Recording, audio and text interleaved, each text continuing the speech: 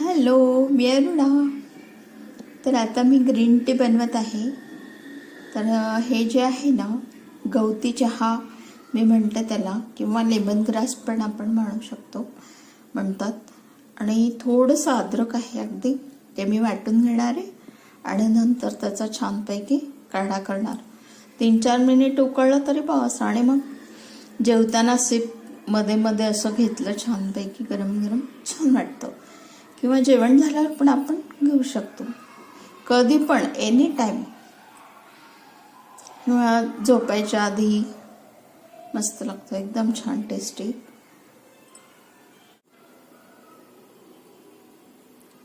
तर herbal green tea तयार आहे.